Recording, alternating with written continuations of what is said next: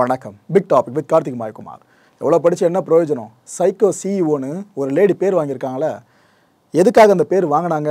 அவங்க பெத்த குழந்தைய அவங்களே கொன்னதா ஒரு குற்றச்சாட்டு நிலவிட்டிருக்கு. அதுக்கு எந்த உண்மைத்தன்மை இருக்குது? இது எல்லாத்த பற்றி தான் முக்கியமான பல விஷயங்களை பேச போகிற நிகழ்ச்சிகளை போகலாம்.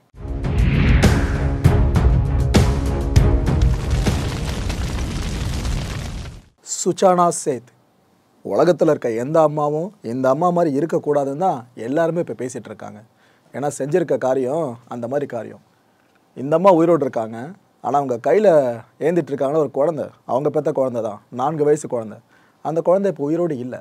அந்த குழந்தைய கொன்னது இந்த அம்மா தான் மிகப்பெரிய குற்றச்சாட்டு எழும்பி அது கிட்டத்தட்ட 90% வரைக்கும் நிரூபணம் ஆகிற மாதிரியே வந்துடுச்சு. ஆனால் இவங்க இன்னும் முரண்டு பிடிச்சிட்டு தான் இருக்காங்க. நான் என் பையனை சாகடிக்கவே இல்லைன்னு சொல்லிட்டு. இதை பற்றி நம்ம முந்தைய வீடியோவில் டீட்டெயிலாக பேசிட்டோம். இதை தொடர்ந்து இப்போ நிறைய புதிய தகவல்கள் கிடைச்சிருக்குங்க. அது எல்லாத்தையும் ஒன்று திரட்டி தான் இந்த வீடியோவில் முழுக்க பார்க்க போகிறோம். இவங்க அந்த காரில் பயணம் பண்ணிட்டு இருந்தாங்க பார்த்தீங்களா, அந்த காரை இயக்கி கொண்டு போயிட்டு இருந்தது ஒரு டிரைவர் தான். அப்போ அந்த டிரைவருக்கு எப்படி திக்குன்னு இருந்திருக்கும்? ஒரு சைக்கோ கொலகாரியாக பார்க்கப்பட்டு இருக்க இந்த சைக்கோ சிஇஓ இவங்க கூட அந்த நபர் பயணிச்சிருக்காருன்னா அவரோட ஸ்டேட்மெண்ட் எந்த முக்கியத்துவம் வாய்ந்ததாக கருதப்படும். அந்த வகையில் அந்த டிரைவரோட முழுநீள ஸ்டேட்மெண்ட் இப்போ வெளியாகிருக்குங்க. அதில் அவர் சொல்லப்பட்டிருக்க விஷயங்கள் எல்லாத்தையும் இப்போ அப்படியே நான் தொகுத்து உங்ககிட்ட வழங்குறேன். இந்த குழந்தை இருக்கால, 4 வயது குழந்தை, இவனோட பேர் சின்மய் சேத். அம்மா பேர் சுச்சானா சேத், பையன் பேர் சின்மய் சேத். வெஸ்ட் பெங்காலை பூர்வீகமாக கொண்ட சுச்சானா வேலை நிமித்தம் காரணமாக கர்நாடகாவில் தங்கியிருந்தாங்க. சடனாக இந்த குழந்தைய அழைச்சிக்கிட்டு இவங்க சமீபத்தில் கோவாக்கு போயிருந்தாங்க. போன அவங்க ஒரு லக்ஸரி அப்பார்ட்மெண்ட்டில் தங்கிட்டு இருந்தாங்க. அதுக்கப்புறம் அங்கேருந்து அவங்க காலி பண்ணி வெளியே வரும்போது தான் அந்த அப்பார்ட்மெண்ட் ஊழியர்கள்கிட்ட சொல்லி அதுக்கப்புறம் ஒரு கேபை வரவழைச்சி இவங்க அங்கேருந்து கிளம்பியிருக்காங்க. ஆக்சுவலாக கோவாலேருந்து கர்நாடகா காரில் வர்றது முட்டாள்தனம். பணம் படைச்ச ஒருத்தவங்க காரில் அங்கே வர்றது முட்டாள்தனம். ஏன்னா ஃப்ளைட் அவைலபிளாக இருக்குது. நீங்கள் காரோடு இந்த ஃப்ளைட் ஃபேரை கம்பேர் பண்ணிங்க அப்படின்னா 3 மடங்கு வரைக்கும் செலவு கம்மியாக இருக்கும். ஆனால் இந்த அம்மா அதெல்லாம் விட்டுட்டு நான் ஃப்ளைட்லாம் போக மாட்டேன், காரில் தான் போவேன்னு அடம் பிடிச்சி அந்த ஊழியர்கள்கிட்ட சொல்லவே அவங்கள சரின்ட்டு இவங்களுக்காக கேப் ஒன்று அரேஞ்ச் பண்ணாங்க. அந்த கேபை ஓட்டிகிட்டு வந்த டிரைவர் பேர் பார்த்தீங்கன்னா ராய்ஜான் டிசவுசா. இவர் கூட ஒரு கோ டிரைவருங்க. இவருக்கு இந்த அப்பார்ட்மெண்ட் ஊழியர்கிட்ட இருந்து கரெக்டாக 11 மணி வாக்கில், எப்போ கடந்த 7ஆம் தேதி நைட்டு 11 மணி வாக்கில் கால் வந்திருக்கு. இது போல் ஒரு மேடமை பிக் பண்ணோம், வர முடியுமான்னு சொல்லிட்டு. அந்த கேப் டிரைவர் வித் அவரோடு கோ டிரைவர் ஒருத்தர் வந்திருக்கா. அப்படி வந்த இவங்க கிட்ட இந்த அம்மா சொல்லியிருக்காங்க, நான் தனியாக ட்ராவல் பண்ண தான் விரும்புகிறேன் அப்படின்னு சொல்லியிருக்காங்க. இட் மீன்ஸ் இன்னொருத்தரை கழட்டி விண்ணுன்றதுக்காக. ஆனால் அது எதுவும் பெருசாக நடந்த மாதிரி தெரியல. எல்லாரும் காரில் ஏறுறாங்க, அங்கேருந்து கிளம்புறாங்க. ஸோ கிளம்புன இந்த கார் எங்கே? கோவாலேருந்து கிளம்புன இந்த கார் கர்நாடகா நோக்கி வந்துக்கிட்டு இருக்கு. இந்த காரில் ரொம்ப அமைதியாக இருந்திருக்காங்களா இவங்க. டிரைவர்கிட்ட ஒரு வார்த்தை கூட பேசலையாங்க. அதை இந்த டிரைவர் இப்போ சொல்லியிருக்காரு. ஒரு கொலை பண்ணப்பட்டவங்களாக பார்க்கப்பட்டு இருக்கவங்க ஒரு வார்த்தை பேசல, பதட்டம் இல்லை, அவங்க பாருன்னு சைலண்ட்டாக வந்துட்டு இருந்திருக்காங்க. டிரைவருக்கு அப்போ தான் போலீஸார் ஃபோன் பண்ணியிருக்காங்க. எங்கே? கோவா போலீஸ். ஏன்னா இந்த அம்மா ரூமை காலி பண்ணி வந்த பிற்பாடு அந்த ரூமில் ரத்த கரை இருக்குன்னு அந்த அப்பார்ட்மெண்ட் ஊழியர்கள் கண்டுபிடிச்சி அதுக்கப்புறம் போலீஸ்க்கு இன்ஃபார்ம் பண்ணவே தான் போலீஸ் சந்தேகத்தின் பேரில் இந்த டிரைவருக்கு ஃபோன் அடிச்சிருக்காங்க. அதுக்கு பிற்பாடு அந்த ஃபோன் இவங்களுக்கு மாற்றப்பட்டு இவங்க சில விஷயங்களை சொல்லி சமாளிச்சிருக்காங்க. ஏமா இது போல் உங்கள் பையனை காண சொல்லி போலீஸ் கேட்க இந்த அதுக்கு இல்லை, நான் வேறு வீட்டில் விட்டுருக்கேன் பையன் அப்படின்ட்டு ஒரு அட்ரஸை கொடுத்துருக்காங்க. போலீஸார், கோவா போலீஸார் அந்த அட்ரஸை ட்ரேஸ் பண்ணியிருக்காங்க. ஆனால் அது ஃபேக்கான அட்ரஸ். அதுக்கப்புறம் தெரிய வரவே தான் இந்த டிரைவருக்கு ஃபோன் பண்ணி, ஏன்பா பதட்டப்படாத, நான் என்ன சொன்னாலும் அப்படியே கேளு, எதுவுமே நீ ஃபேஸில் ரியாக்ஷன் காமிச்சிக்காதுன்னு சொல்லி அதுக்கப்புறம் டிரைவரும் புரிஞ்சுக்கிட்டார். ஓ ஏதோ ப்ராப்ளம் போல இந்த லேடியால் அப்படின்னு சொல்லிட்டு. இந்த டிரைவருக்கும் போலீஸ்க்கு இடையில நடந்த அந்த கான்வர்சேஷன் இருக்குல்ல, அது ஆக்சுவலாக கொங்கணி லாங்குவேஜில் பண்ணியிருக்காங்க. ஏன்னா இந்த அம்மாவுக்கு புரியாதுன்றதுனால அந்த லாங்குவேஜில் 2 பேரும் பேசியிருக்காங்க. அப்போ போலீஸ் சொன்ன ஒரு விஷயம், ஏன்ப்பா எங்களுக்கு அந்த அம்மா மேலே சந்தேகமாக இருக்குது, ஏன்ப்பா நீ என்ன பண்ணுற, எங்களோட தொடர்ந்து கான்டாக்டில் இரு, நாங்கள் சொல்ல அந்த விஷயத்தை அப்படியே பண்ணுன்னு போலீஸார் இன்ஃபார்ம் பண்ணியிருக்காங்க. இந்த டிரைவரும் போலீஸ் கேட்ட எல்லா விஷயங்களுக்கும் ஒத்துழைச்சிருக்காருங்க. ஆக்சுவலாக எதனா போலீஸ் ஸ்டேஷன் இருந்தால் பக்கத்தில் வண்டியை விடுன்ற அளவுக்கு போலீஸார் சொல்லியிருக்காங்க. இந்த டிரைவர் அதை புரிஞ்சுட்டு என்ன பண்ணிட்டாரு, வேணும்னே ஒரு டிராஃபிக்கான பகுதி பக்கம் போயிட்டுருக்காருங்க. மேடம் இது போல் இந்த டிராஃபிக்லாம் கிளியர் ஆகிறதுக்கே 4 மணி நேரத்துலேருந்து 5 மணி நேரம் வரைக்கும் ஆகும், நான் வேணா உங்களை பக்கத்தில் இருக்க ஏர்போர்ட்டில் விட்டுறவா அப்படின்னு கேட்டிருக்காரு. ஆனால் அப்போ கூட இந்த அம்மா சொல்லியிருக்காங்க, இல்லை எவ்வளோ நேரம் ஆனாலும் பரவாயில்ல, நம்ம கார்லேயே போயிடலாம், ஏர்போர்ட்டுக்கெலாம் வேண்டாம் அப்படின்ட்டு இருக்காங்க. அந்த டிரைவருக்கு சந்தேகம் இன்னும் பெருசாக போயிடுச்சு. ஏன்னா அந்த அம்மா மறைச்சதுக்கான காரணம் பார்த்தீங்கன்னா, ஏர்போர்ட்டுக்கு போனால் அந்த லக்கேஜை ஃபுல்லாக செக் பண்ணுவாங்க. அந்த லக்கேஜுக்குள்ளே தானே அந்த குழந்தை இருக்குது, சடலமா அது தெரிஞ்சிருமே. அதனால் இந்த அம்மா தொடர்ந்து கார்லேயே போகலான்னு சொல்லியிருக்காங்க. அந்த டிரைவரும் சரி, போலீஸ் ஒரு பக்கம் சொல்கிறாங்க, இவங்களும் சொல்கிறாங்க நம்ம போவோன்னு தொடர்ந்து காரை இயக்குறாருங்க. எங்கே பார்த்தாலும் கன்னட லாங்குவேஜில் ஃபுல்லாக நேம் போர்ட்ஸ்லாம் இருக்குது. அதை பார்த்து இவரும் கன்ஃபார்ம் பண்ணிட்டாரு, ஓகே நம்ம கர்நாடகாவை நெருங்கிட்டோம், நம்ம கூகுள் பண்ணி பார்க்கலாம், போலீஸ் சொன்ன மாதிரி பக்கத்தில் தானே போலீஸ் ஸ்டேஷன் இருக்கான்னு சொல்லிட்டு. அப்போ கூகுள் பண்ணுறப்ப 150 கிலோமீட்டர் தூரத்தில் ஒரு ஸ்டேஷன் இருக்கிறதா அந்த மேப்பில் காண்பிக்கப்பட்டிருக்கு. இந்த டிரைவர் பதறிட்டு இருக்காரு. 150 கிலோமீட்டர் இன்னும் ஓட்டணுமா, ஏதோ ப்ராப்ளம்னு தெரியுது, நாம் இதில் தான் பெருசாக சிக்கிடும் போல இருக்குன்னு அவர் பயந்துட்டு இருந்திருக்காரு. அதுக்கப்புறமா என்ன பண்ணுறாரு, காரை கொஞ்சம் தூரம் இயக்கிட்டு ஸ்டாப் பண்ணிட்டு இருக்காரு. ஸ்டாப் பண்ணதுமே அந்த அம்மா கேட்டிருக்காங்க, எது காரை நிறுத்துனீங்கன்ட்டு. அப்போ அந்த டிரைவர் சொல்லியிருக்காரு, இல்லைங்க எனக்கும் அந்த கோ டிரைவருக்கும் வாஷ்ரூம் யூஸ் பண்ணணும், நாங்கள் போயிட்டு வந்துடுறோம் அப்படின்ட்டு யோசிக்கிறதுக்காக கார்லேருந்து இறங்கியிருக்காங்க. கரெக்டாக அந்த சாலையோரமாக பார்த்தீங்கன்னா ஒரு ரெஸ்டாரண்ட் இருந்திருக்குங்க. அந்த ரெஸ்டாரண்ட்டில் ஒருத்தர் வாட்ச்மேனாக ஒர்க் பண்ணிட்டு இருக்காரு. அந்த வாட்ச்மேன்கிட்ட கேட்டிருக்காங்க, இது போல் ஆனால் பக்கத்தில் ஏதாவது போலீஸ் ஸ்டேஷன் இருக்குமா அப்படின்னு சொல்லிட்டு. அப்போ அந்த வாட்ச்மேன் தான் ஒரு ஸ்டேஷனை கை காமிச்சு விட்டாருங்க. அந்த ஸ்டேஷனில் தான் இப்போ அந்த குழந்தை சடலமாக லக்கேஜ்லேருந்து மீட்கப்பட்டுச்சு பார்த்தீங்களா, அந்த நிகழ்வே நடந்திருக்கு. வாட்ச்மேன் என்ன சொல்லியிருக்கா, அப்படி இன்னொரு 500 மீட்டர் தூரம் வரைக்கும் போங்கப்பா, போனதுமே இந்த சித்திரதுர்கா வந்துடும், அங்கே பார்த்தீங்கன்னா மொனையிலேயே ஸ்டேஷன் ஒன்று இருக்கும், நீங்கள் அங்கே போகலாம்பா அப்படின்ட்டு இருக்காங்க. அப்பா 150 கிலோமீட்டர் ட்ராவல் பண்ண வேணாம், 50 மீட்டர் தூரத்தில் இருக்குன்னு சொல்லிட்டு கார் எடுத்துகிட்டு திரும்ப அங்கேருந்து கிளம்புறாரு அந்த டிரைவர். இந்த வாட்ச்மேன் கிட்ட கேட்டுட்டு அதுக்கப்புறம் காரில் ஏறினார் பார்த்தீங்களா, அதுக்கு இடைப்பட்ட நேரத்தில் போலீஸுக்கு ஃபோன் பண்ணிட்டாருங்க, அந்த கோவா போலீஸுக்கு ஃபோன் பண்ணி, சார் இது போல் சித்திரதுர்கான ஒரு ஸ்டேஷன் பக்கத்தில் இருக்கான், நான் அங்கே போயிட்டு வண்டியை நிறுத்திடுறேன் சார் அப்படின்ட்டு இருக்காரு. போலீஸ் உடனே என்ன பண்ணிட்டாங்க, சரிப்பா நீ அங்கேயே நிறுத்திட்டு, கோவாவில் இருந்து அவங்க வந்துட்டு இருக்காங்க பாருங்க, ஆக்சுவலாக இதெல்லாம் அந்த வேலை நடந்துகிட்டு இருக்கு, போலீஸாக வந்துகிட்டு இருக்காங்க. அந்த கோவா போலீஸ் என்ன பண்ணுறாங்க, சித்திரதுர்கா ஸ்டேஷனில் இருக்க போலீஸுக்கு இன்ஃபார்ம் பண்ணிட்டாங்க, இது போல் ஒரு கார் வந்து நிற்கும், நீங்கள் அந்த காரை முழுமையாக சோதனை எடுங்க, அந்த அம்மாவை பிடிச்சி வைங்க அப்படின்ட்டு சொல்லிட்டு இருக்காங்க. சொன்ன மாதிரியே சித்திரதுர்கா ஸ்டேஷனுக்கு வெளியே அந்த காரை டிரைவர் நிறுத்திட்டாரு. ஆனால் இது வரைக்குமே பார்த்தீங்கன்னா ஹைவே சர்வீஸ் ரோடு ஒன்று இருக்குங்க, அதில் ஒரு பயணிச்சுட்டு இருக்க வரைக்குமே இந்த கோவா போலீஸ் இருக்காங்களா, அவங்க ஸ்டாண்ட் பைலே இருந்திருக்காங்க. இட் மீன்ஸ் அந்த கார் பயணிக்கிற வரைக்கும் ஃபோனை அவங்க கட் பண்ணல, வெயிட் பண்ணிட்டே இருந்திருக்காங்க. ஸோ ஸ்டேஷன்கிட்ட வண்டி நின்னதுமே அந்த அம்மா கேட்டிருக்காங்க, யார், சுச்சானா, எதுக்கு இங்கே காரை நிறுத்துறீங்க அப்படின்ட்டு. அப்போ அந்த டிரைவர் சமாளிச்சிருக்கா, அப்படி இது போல் நான் கோவாலேருந்து இங்கே வரலைங்க, அதனால் என்னோடய ஃபோனை நான் இங்கே இருக்க ஸ்டேஷனில் ஹேண்ட் ஓவர் பண்ணணும், இதே மாதிரி நான் இங்கேருந்து கோவாவுக்கு போகிறேனாக்கா அங்கே இருக்க ஸ்டேஷனை ஹேண்ட் ஓவர் பண்ணணும், இது ஒரு ப்ரொசீஜருங்க, கோஆர்டினேஷனுக்காகங்க, எங்கள் சேஃப்டிக்காக அப்படின்னு சொல்லியிருக்காரு.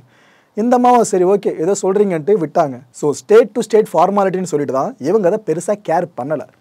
இதுக்கப்புறம் தாங்க அந்த சித்திரதுர்கா ஸ்டேஷன்லேருந்து போலீஸ் வராங்க, அந்த கார்லேருந்து இந்த அம்மா இறங்கிட்டு சோதனை இட்டுறாங்க. சோதனை இட்டப்போ தான் இவங்க கொண்டு வந்த அந்த லக்கேஜில் இவங்க பெத்த பையனோட சடலம் இருந்திருக்கு, 4 வயசு பையங்க. இதில் இன்னொரு கொடுமை என்னென்னா, போலீஸார் வந்து சோதனை இடும் போதெல்லாம் இவங்க ஃபேஸ் ரியாக்ஷன் மாறவே இல்லையா. இப்படி ஒரு குற்றத்தை தான் பண்ணி இருக்கலாம்னு சந்தேகம் இருக்குது பார்த்தீங்களா, இப்படி ஒரு சந்தேகம் ஒருத்தர் இருக்கனாலே பதறி போயிருப்பாங்க. ஆனால் இவங்க குழந்தையோட அம்மா எதுவுமே கேர் பண்ணாமல் யாரோ ஒருத்தர் காரில் யாரோ ஒருத்தர் லக்கேஜை செக் பண்ணி யாரோ ஒருத்தரோட குழந்தை சடலமாக மீட்கப்படுற மாதிரி இவங்க ரியாக்ஷன் இருந்துச்சான், ஒரு துளி கண்ணீர் கூட விடலையா. ஸோ சுச்சானாவை போலீஸார் கைது பண்ணிட்டாங்க. கைது பண்ண கையோடு இவங்களை கோர்ட்டில் ஆஜர்படுத்தி 6 நாட்கள் வரைக்கும் கஸ்டடிக்கு எடுத்துட்டாங்க. ஆக்சுவலாக அவங்க முதல்ல இருந்து கர்நாடகா போலீஸோட கஸ்டடியில், அதுக்கப்புறம் கோவா போலீஸ் கஸ்டடியில் எடுத்து தான் இப்போ விசாரணையை துரிதப்படுத்திக்கிட்டு இருக்காங்க. இவங்ககிட்ட முதல் நாள் நடந்த விசாரணையில் பார்த்தீங்கன்னா ஒரு விஷயம் சொல்லியிருந்தாங்க, நான் தங்கியிருந்த அறையில் இருந்த ரத்தக்கரைன்றது என் குழந்தையோட ரத்தக்கரை கிடையாது, எனக்கு பீரியட் டைமுங்க அது, ஸோ அதனால் அப்போ சிந்தின ரத்தம் அது அப்படின்னு சொல்லி சமாளித்தாங்க. இதுக்கப்புறம் இப்போ தொடர்ந்து விசாரணை நடந்துட்டு இருக்குல்ல, இப்போ என்ன தெரியுமா சொல்லியிருக்காங்க, என்னோட குழந்தைய நான் கொல்லவே இல்லை, சொல்கிறது சுச்சானா, நான் கொல்லவே இல்லை, அன்றைக்கி நைட்டு நானும் என் குழந்தைய நல்லா சாப்பிட்டுட்டு தூங்கிட்டோம், காலையில் எழுந்து பார்த்தப்ப என் குழந்தை பேச்சு மூச்சு இல்லாமல் இருந்தான், அவன் இறந்துட்டான்ற விஷயம் எனக்கு அதுக்கப்புறம் தான் தெரிய வந்துச்சு. இந்த விஷயம் வெளியே தெரிஞ்சதுன்னா நான் தான் கொலை பண்ணிட்டு தான் பல பேரை நினைப்பீங்க. ஸோ அதனால தான் பயத்தில் என்ன பண்ணுறது தெரியாமல் அந்த பையில் போட்டு அடைச்சிட்டு அதுக்கப்புறம் யோசிக்க ஆரம்பித்தேன்.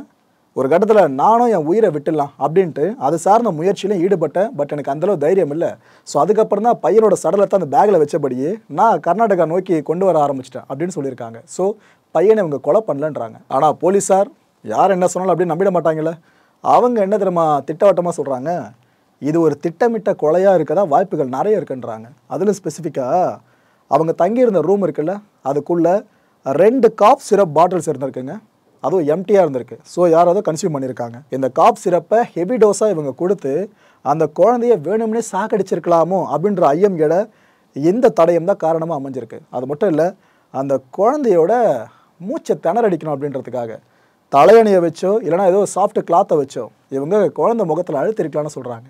இதெல்லாம் ரிசர்ச் பண்ணும்போது எங்களுக்கு அவ்வளோ கஷ்டமாக இருந்துச்சு, என்னடா இது போல் நடந்திருக்கும் போது 4 வயசு குழந்தைக்குன்னு சொல்லிட்டு.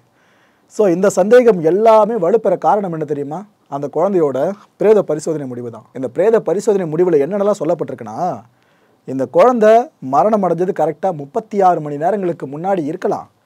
கழுத்து நெரிக்கப்பட்டு மூச்சு திணறி இருக்கு அந்த குழந்தைக்கு. இந்த சம்பவம் கண்டிப்பாக நடந்திருக்கு. ஆனால் வெளிக்காயம் எதுவுமே குழந்தைக்கு இல்லை. இது எப்படின்னா, ஒருவேளை தலையணை இந்த பில்லோ இருக்குல்ல அது, அப்படி இல்லைன்னா அந்த ஒயர்லாம் இருக்குது பார்த்தீங்களா, இதை பயன்படுத்தி குழந்தைய கொண்டு இருக்கலாம்னு சொல்கிறாங்க போஸ்ட்மார்ட்டம் ரிப்போர்ட்டில். இயற்கையாக இறந்த பிறகு ஒரு விரைப்பு உடம்புல ஏற்படும். அதையும் செயற்கையான விரைப்பை நம்மளால் டிஃப்ரென்ஷியேட் பண்ணி பார்க்க முடியும். ஆனால் இந்த குழந்தை உடம்புல இருக்க விரைப்புத்தன்மையை பொறுத்த வரைக்கும் இயற்கையாக இறந்த மாதிரி தெரியல.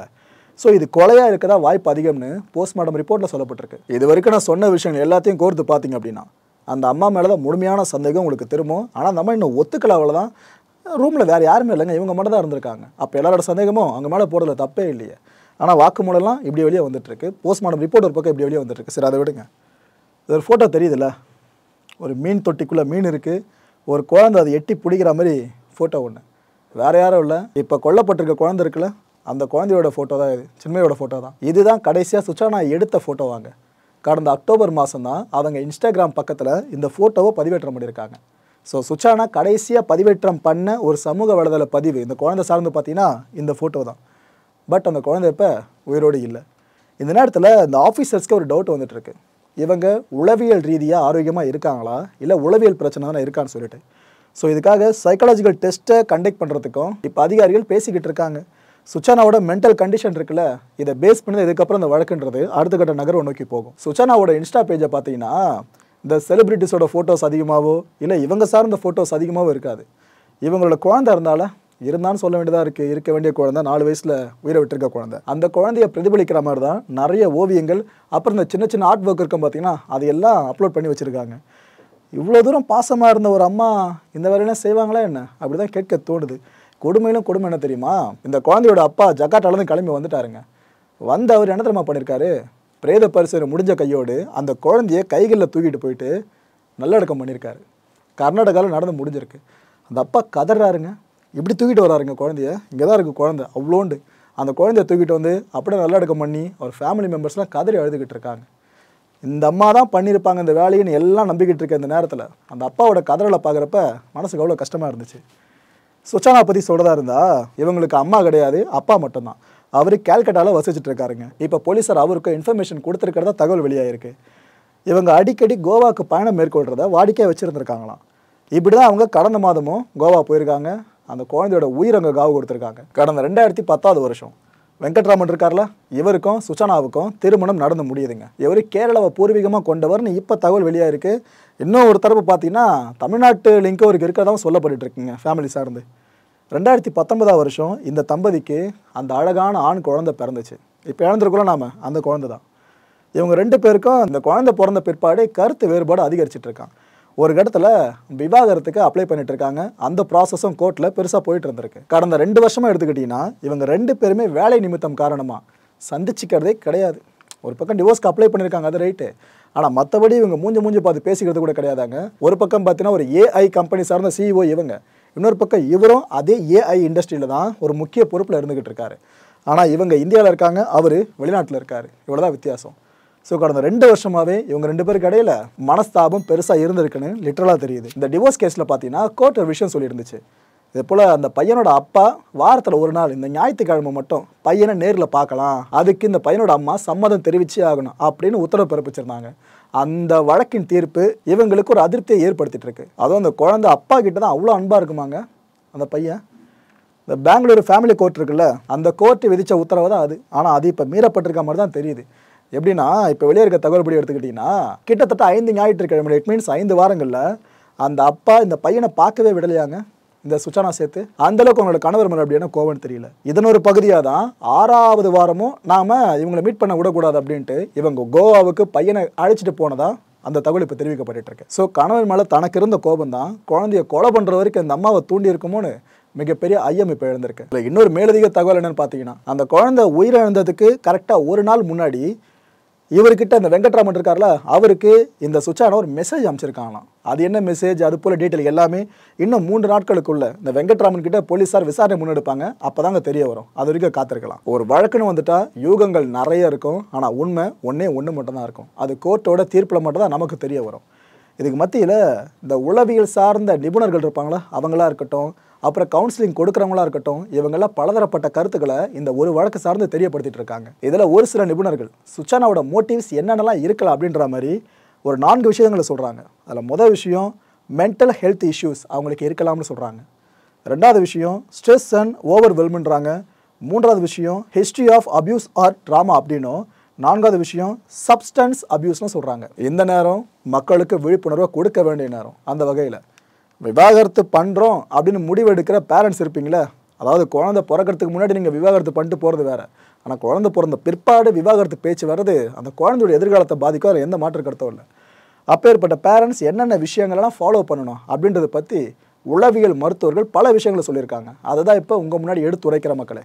முதல் விஷயம், நீங்கள் மற்றபடி போய் சண்டை போட்டு அடிச்சுக்கிறது கத்திக்கிறது அதெல்லாம் ஒரு பக்கம் இருக்கட்டும். ஆனால் அந்த ஸ்பாட்டில் குழந்தை இருக்குது அப்படின்னா அட்லீஸ்ட் அந்த குழந்தை முன்னாடியாவது நீங்கள் 2 பேரும் மரியாதையாக உரையாடுங்க அப்படின்றாங்க. ஏன்னா குழந்தை பார்க்குறதுல அப்படியே நம்பிடும். இப்போ அப்பா அம்மாவை கெட்ட வார்த்தையில் திட்டுறாருன்னா இந்த குழந்தைக்கு அப்படி தான் மேபி ப்ரொஜெக்ட் ஆகலாம். அம்மா அப்பாவை திட்டும் போதும் குழந்தைக்கு அப்படியே ப்ரொஜெக்ட் ஆகலாம். ஸோ 2 பேரில் ஒருத்தர் அந்த குழந்தைக்கு வில்லனாக தெரியலாம், அப்படி இல்லைனா அந்த 2 பேருமே வில்லனாக தெரியலாம். அப்படி இதையும் தாண்டி போனீங்கன்னா அவங்க பேசுகிற அந்த வார்த்தைகள் இருக்குல்ல, இதுதான் சரியான வார்த்தை, இப்படி தான் நம்ம மற்றவங்கிட்ட பேசணும், அந்த குழந்தைக்கு ஒரு ப்ரொஜெக்ஷன் ஏற்படும். அதை முதல்ல தவிர்த்துட சொல்கிறாங்க. 2வது விஷயம், பிரச்சனை பெருசாக மாறுது ஹஸ்பண்ட் அண்ட் ஒய்ஃப்குள்ள அப்படின்னா மத்தியஸ்தரை நாடுறது நல்லதுன்றாங்க. ஓகேவா? 3வது விஷயம், தனிப்பட்ட குறையை விட குழந்தையோட தேவை இருக்குது பாருங்கள், அதில் கவனம் செலுத்துங்க அப்படின்னும் குழந்தை சந்திப்பை சகிச்சுக்குங்க அப்படின்னு சொல்கிறாங்க. இதை விட ஓப்பனாக சொல்ல முடியாதுங்க. இப்போ ஒரு கணவன் மனைவி, அந்த மனைவிக்கு அந்த கணவனை சுத்தமாக பிடிக்கல அப்படின்னாலும் அந்த குழந்தை பிறப்பில் அந்த கணவனுக்கு பெரும்பங்கு இருக்குல்ல, அந்த வகையில் அந்த குழந்தை அந்த அப்பாவை சந்திக்க இவங்க அனுமதிக்கணும், சகிச்சுக்கிட்டே போகணும். வாரத்தில் 6 நாள் அம்மா கூட இருக்க குழந்தை ஒரு நாள் அப்பா கூட இருக்கிறதுல இவங்களுக்கு என்ன அப்படி பிரச்சனை வந்துட போகுது? ஸோ அந்த சகிப்புத்தன்மை கண்டிப்பாக இந்த இடத்துல தேவைன்றாங்க. நீதிமன்ற நடவடிக்கைகள் இருக்குல்ல, அதான் கோர்ட்டோட ப்ரொசீடிங்ஸாக இருக்கட்டும், அப்புறம் கோர்ட்டில் நடக்கிற வாதங்களாக இருக்கட்டும், அதன் போது நீங்கள் உணர்ச்சிகளை கட்டுப்படுத்திக்கிங்க. கோபம் எவ்வளோ இருந்தாலும் அந்த நேரத்தில் நீங்கள் வெளிப்படுத்த வேணான்ற மாதிரி சொல்லியிருக்காங்க. வழிகாட்டல் இருக்கலாம், அந்த கைடன்ஸு, இதுக்காக ஒரு சட்ட வழக்கறிஞரை நாடுறது அவசியம்னு சொல்கிறாங்க. மன அழுத்தம் இருக்குல்ல, கண்டிப்பாக டிவோர்ஸ் டைமில் எல்லாருக்கும் ஏற்பட்டது நான் இல்லைன்னு சொல்லலை. அந்த நேரத்தில் அது எல்லாம் தாண்டி விடாமல் பார்த்துக்குங்க. ஏன்னா நீங்கள் மன அழுத்தத்தோட உச்சத்துக்கு போகிறீங்கன்னா எப்படி வேணாலும் நீங்கள் செயல்பட வாய்ப்பு இருக்குது. பைத்தியகாரத்தனமாக செயல்படுறேன்னு சொல்லுவாங்களே, இப்போ இந்த சைக்கோ சிஇஓ செயல்பட்டுருக்கா மாதிரி, அது போல் சொல்கிறேன். ஸோ அந்த நேரத்தில் உங்களோட மன அழுத்தத்தை முடிஞ்ச அளவுக்கு கண்ட்ரோல் பண்ணி வச்சுக்கங்கன்றாங்க. அடுத்து கடைசியான முக்கியமான விஷயம், உங்களோட குழந்தை அப்படின்ற ஒரே காரணத்துக்காக மற்ற பேரண்ட்ஸ் கிட்ட உங்கள் குழந்தைய நெருங்க விடாமலாம் பார்த்துக்காதீங்க. மற்ற பேரண்ட்ஸ் கிட்ட உங்கள் குழந்தைய போக விடுங்க.